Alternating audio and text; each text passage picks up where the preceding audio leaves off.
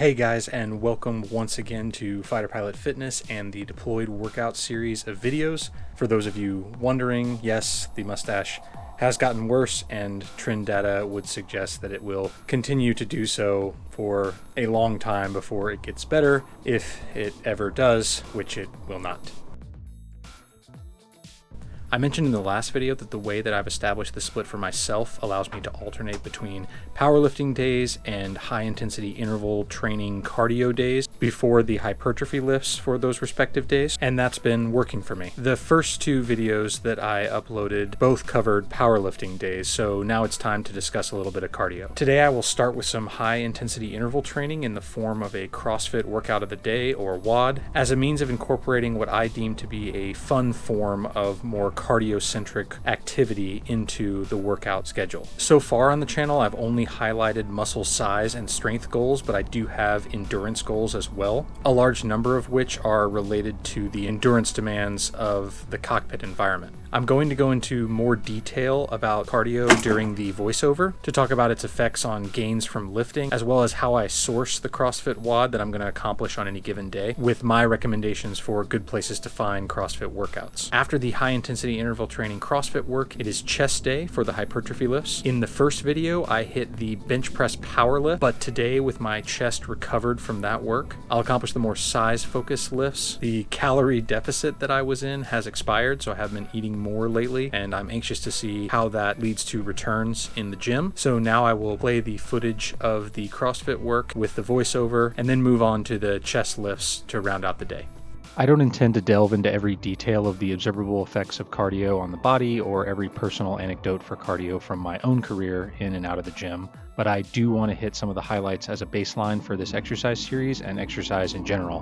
Before I do, I want to make it clear that CrossFit is not synonymous with cardio, and it's not even synonymous with high-intensity interval training in the traditional sense. It is very much its own fitness discipline, and one that I've been involved with for some time, both on my own and with various CrossFit gyms around the world.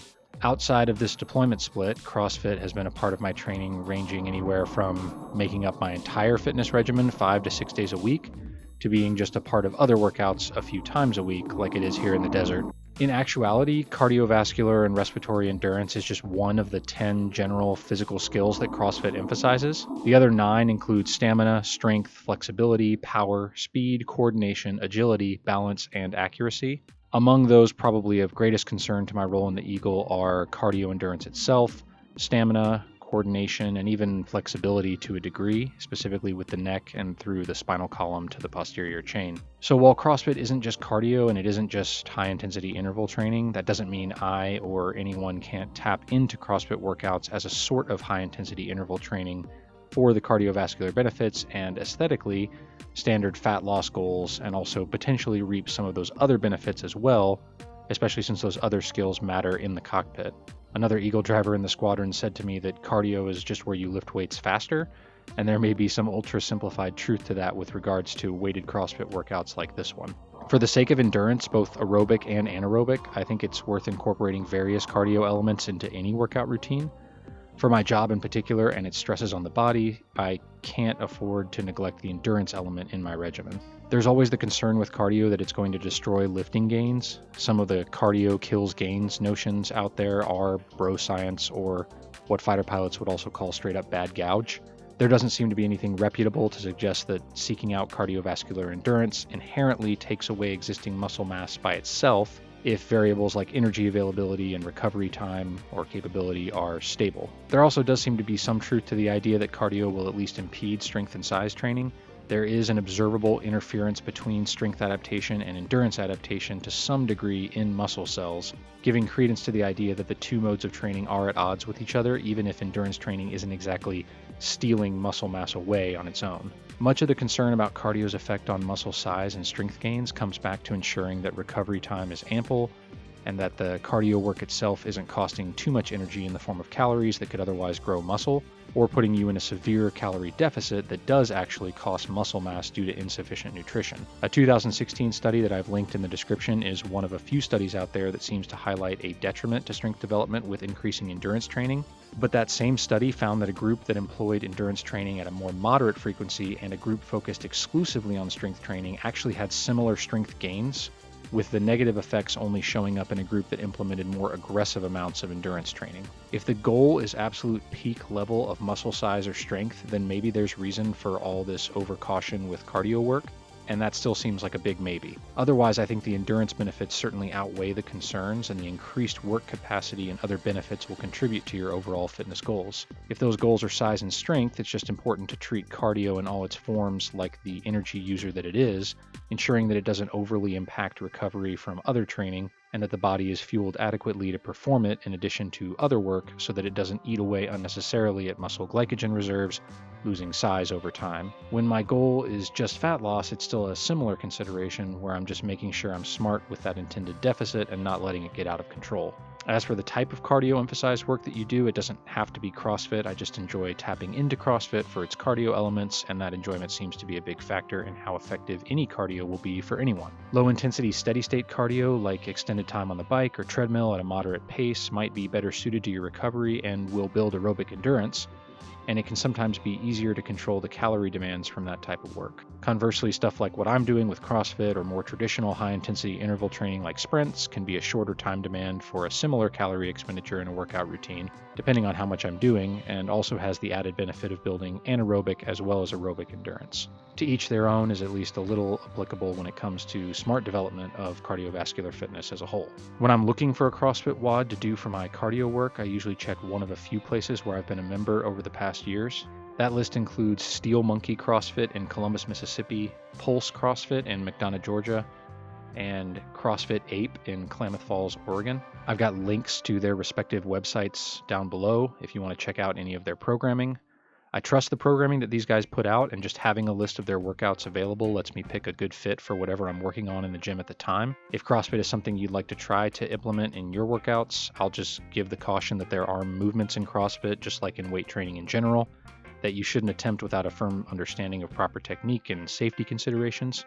Ideally, you could check out a local CrossFit gym if it interests you and get that foundation from a solid coach. Plenty of movements, however, you can find detailed online and develop on your own over time. Just like with any exercise routine, you have to be aware of your limits and do so safely and methodically. I personally am only able to consistently use CrossFit for my training because of a long-term background in it under the supervision of various coaches. Otherwise, and in summary, I would recommend doing whatever cardio works for you and use it in this split to break up the powerlifting days, with respect for healthy recovery throughout the split.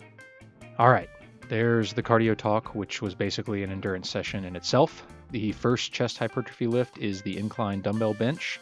The exercise targets the upper or clavicular pecs, making it important for the overall aesthetic of the chest as well as strength. You already know by now that I like using the reverse pyramid structure throughout this split, and the chest exercises are no exception.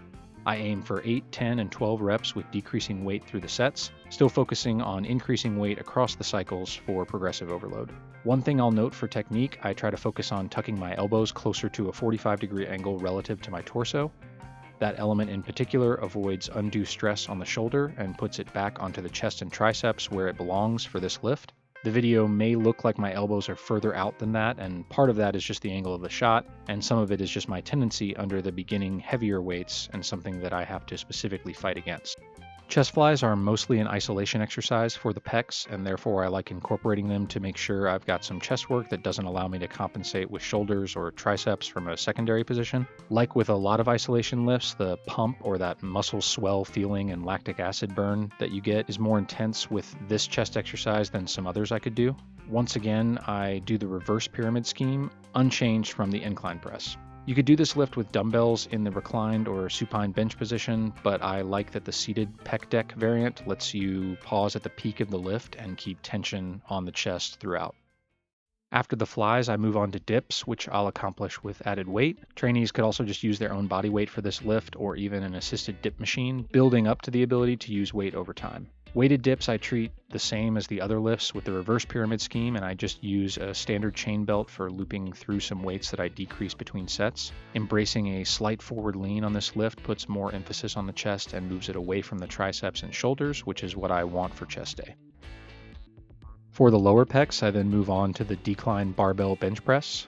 This is another exercise that places reduced emphasis on the shoulders, making it a good intervening lift to allow the shoulders to recover from some of the lifts where the shoulder demand can't be avoided. It's common for people to find that they can lift more with the decline bench than the flat or incline variants because of the increased activation of the lower pecs. I've linked to a study below that highlights these activation differences based on the angle of the bench press. Similar to the flat or incline bench, the amount of shoulder stress can vary based on elbow position. So once again, I focus on keeping the elbows closer to the body than perpendicular, and the shoulder blades retracted or pulled together. The reverse pyramid structure stays the same for this lift. Finally, there's the reverse grip bench press. I don't work an overhand grip flat bench from the hypertrophy standpoint, based on the flat bench power lift itself being part of the 5-day split, and the fact that I've got plenty of chest hypertrophy lifts that I can use otherwise. The reverse grip bench has two key characteristics. First, its focus is more on the upper chest while still incorporating the sternal head of the pecs. I find my upper chest is tougher to target, so I like incorporating this lift. Secondly, the grip specifically puts the shoulders more at ease, so in terms of shoulder longevity or depending on where shoulder work falls in a split, this lift lets me target the chest once again without undue shoulder stress. The triceps are more engaged than in a traditional grip bench, but I expect the tricep involvement in chest work in general and find it doesn't seem to be an issue for my recovery. 8, 10, 12 reps of reverse pyramid, reverse grip bench, and I'm done with the workout.